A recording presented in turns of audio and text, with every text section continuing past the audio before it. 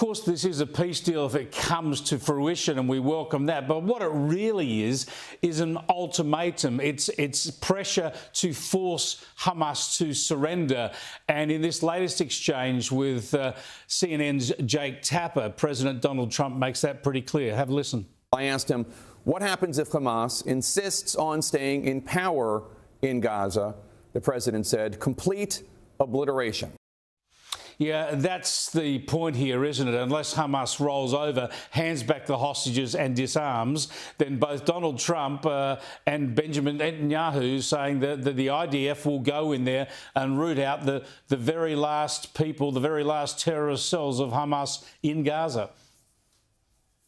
Yeah, and I mean, this is the only language that a group like Hamas is going to understand. So these kinds of threats are necessary, but it's also very important to follow through on that threat if Hamas doesn't cooperate. And so far, the president has made it clear that he backs Netanyahu in that effort if it comes to that. Yeah, you're right. This is the language that they'll understand, and let's hope there's a breakthrough sometime soon. I want to bring it back, though, to domestic US politics briefly, because we get so much lecturing from the Democrats, from the Liberals, about Trump not accepting the electoral system and the electoral verdicts. But the left themselves so often squeal about election results, as of course Hillary Clinton did. But here's Kamala Harris not accepting a mandate, not accepting that Donald Trump has a mandate. Have a listen. It was the tightest, closest presidential election in the 21st century. He does not have a mandate. That is not a mandate.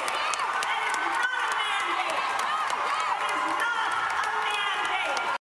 He does not have a mandate, Kristin. This is just like Hillary Clinton saying, we'll form the resistance against this illegitimate government. Yeah, Kamala Harris is completely out of her mind.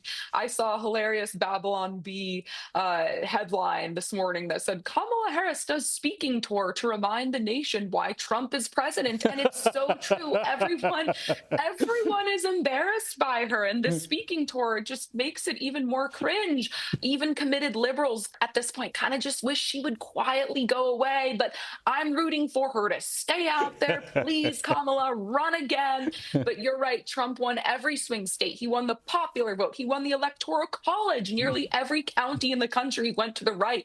If that is not a mandate, I'm really not sure what is, Chris. You are right. She has lost her mind. Thanks for joining us again, Kristin. Thank you, Chris.